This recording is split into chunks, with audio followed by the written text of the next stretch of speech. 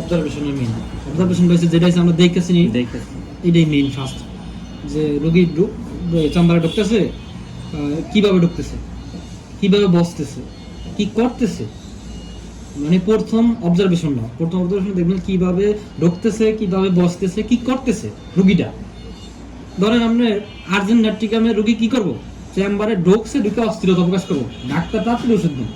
Urgent, মানে হ্যাঁ কত হয়েছে, আরেকজন রোগী ওষুধ দিতেছেন, হ্যাঁ কোনো তা ইয়া নাই, সবর নেই, হ্যাঁ কব যে তাড়াতাড়ি ডাক্তার আমার একটু আগে দেখেন, আমার একটু আগে দেখেন, মানে হ্যাঁ তারা আছে আর্জেন্ট, মানে এটা থেকে বুঝলেন কি সে আর্জেন্ট নাট্রিকামে মেডিসিনের রোগী হইতে পারে। মানে আমরা একটা রোগী দেখতেছি, এটা হচ্ছে অবজারভেশন। আবার দেখলেন কি একটা রোগী করতেছে, আইসা মনে করেন যে ডাক্তারের চেম্বার চাইতেছে ভালো করে পরিমাটি আছে কিনা, যেন বসবেন একটু, মানে পরিষ্কার করতেছে, ফুটো দিতেছে, ডাক্তার কোনো ইয়া নাই, মানে একটু ময়লা বাজাতেছে, ইয়া নাই নাকা নাই মুসালি আর্সেনিক, মানে এটা হচ্ছে দেখে খুদখুদে স্বভাব, পরিষ্কার পরিচ্ছন্নতা, হ্যাঁ যে বইব না ময়লা অল্প, তারপরে এটা মুইচ্ছা বইব, মানে একটু দেখলো ডাক্তার চেম্বারটাকে আসলে পরিষ্কার পরিচ্ছন্ন আছে কিনা, থাকলে কি কমপ্লেন করে দেবো ফিটফাট আছে সব, চেম্বারে ঢুকবো আর একটা দর্শন দেখবেন যে ফিটফাট পরিষ্কার পরিচ্ছন্ন, মানে চুলগুলো যে আইছে বাচ্চা শিশু কাল বড়, মানে সব গোছানো, দাড়িগুলো আশ্রানো, চুলগুলা গোছানো, এসে আর্সেনিকে দেখে বুঝলেন। সালবার রোগী এসে এলেন, আপনি আরেকটা রোগী দেখেন, কিন্তু এটা দেখে বুঝতেছেন যে কোন আন্ডারে সালবার রোগী আছে, মানে ভদ্রতা নেই, এইভাবে উঠে দেবে, এইভাবে মানে একটা দুই পায়ের উপর পা উঠে দিবে না, এইভাবে ইয়ে করে বলবো চেম্বার টুলের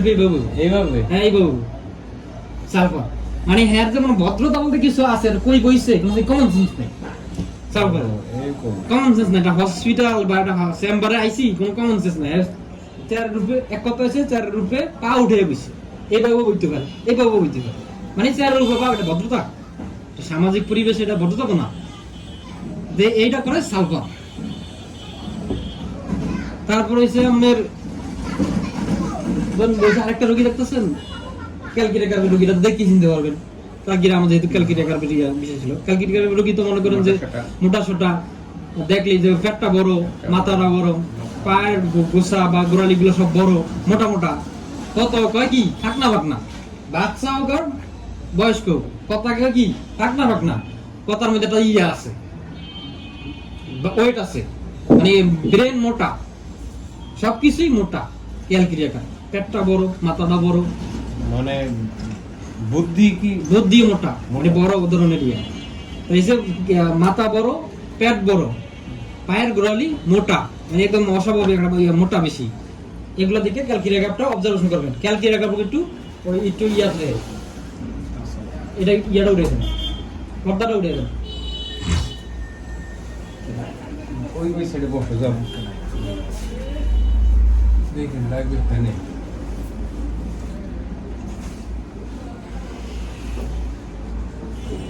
তাড়াতাড়ি এসে ওষুধ চাই কি জানি আর্জেন্ট এমন এতটাই আর্জেন্ট যে ঢুকে চেম্বার ঢুকে আমার কাছে ওষুধ চাই, তাড়াতাড়ি যাইব গা, কাজের প্রতি খেয়াল যাইব গা, মানে তারা আছে, ব্যস্ততা দেখাইব আর্জেন্ট টিকাম, এক কথা আর্জেন্ট টিকাম চিনবেন, আর হইছে এটা কি অবজারভেশন